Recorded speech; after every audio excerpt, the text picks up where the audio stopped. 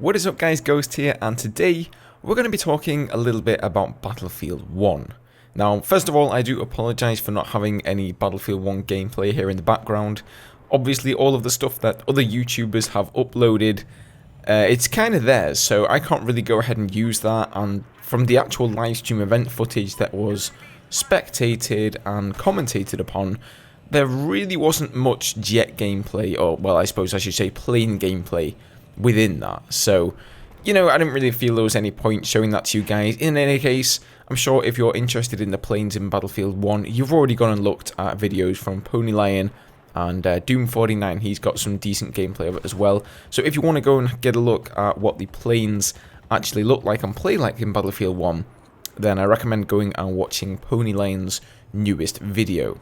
However, with that said, I wanted to discuss a few topics to do with the planes in Battlefield 1. And I've had a lot of people coming to me on videos that I've uploaded for Overwatch specifically and sort of ask me, like, Ghost, are you going to cover Battlefield 1 and are you going to make plane tutorials for Battlefield 1? Because obviously at the moment I haven't really been uploading anything at all about Battlefield 1. I am excited for the game, but I don't really know anything more than you guys do. You guys have seen all the events, you've gotten all the information, the same information that I have, so I just don't really have that much more to say about it. However, now that we've actually gotten some insight from people who have played in the planes, there are quite a few changes and quite a few mechanics that are going to be different to those of Battlefield 4. So the biggest and most obvious change is that there are now 3 different types of plane, and you can select whichever of those you want from the spawn screen. So you've got the attacker, which has a front-facing machine gun. It also has bombs for the pilot, and then it has one gunner. Then you have the bomber, which only has bombs. I think it has 2 different kinds of bombs, but there is no machine gun for the actual pilot. And then that one has a front-facing gunner and a rear-facing gunner. And then finally you have the fighters, which just have guns. I don't think they have any bombs. They don't have any gunners on them either, but they're like way more agile than the attackers and the bombers.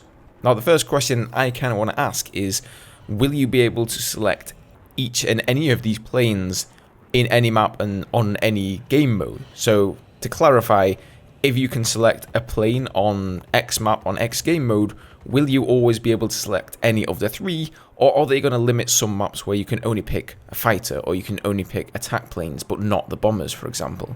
Now, obviously, this thing with adding in the gunners, it doesn't really look like dogfighting will be an adequate means of escape anymore if somebody gets on your tail.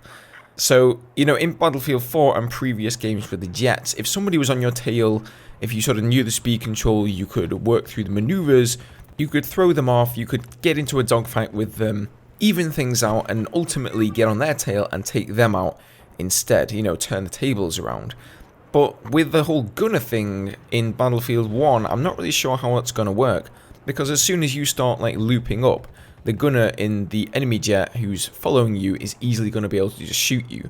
So I think it's kind of going to be more that the pilots will be doing evasive maneuvers, and the pilots that are in the back of the planes are going to be doing their best to shoot at the other plane.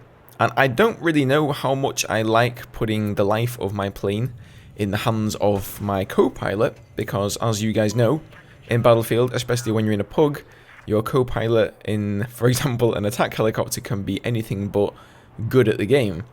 But obviously, if you find yourself in an attack plane and you don't have a gunner, and an enemy attack plane comes at you and he does have a gunner, that is going to put you at a massive disadvantage.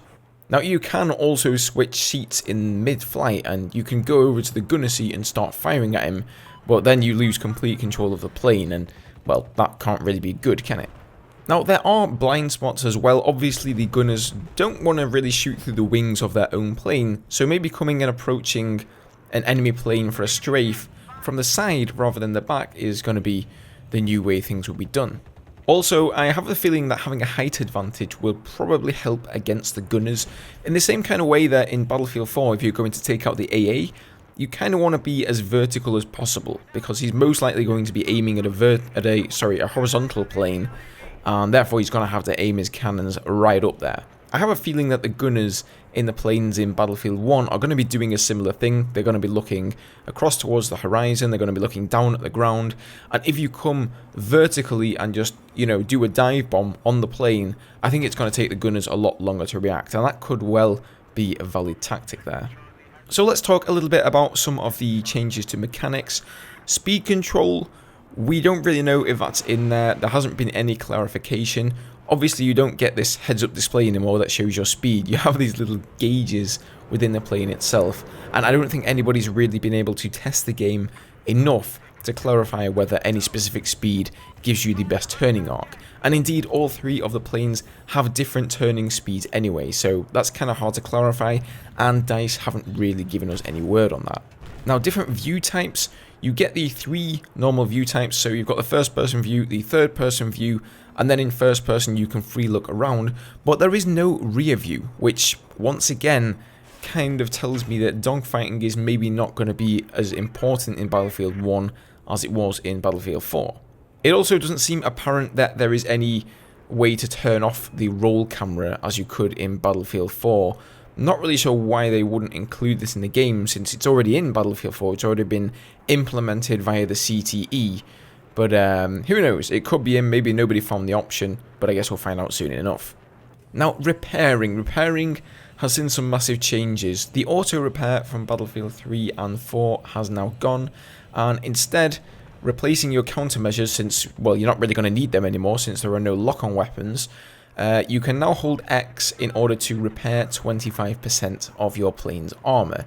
Now, the catch is that while you're doing that, you cannot move the plane, you're essentially not piloting the plane anymore, and your plane is just going to be flying in a straight line directly towards the horizon. So you better make sure that you're not flying towards a mountain or towards the ground or anything like that.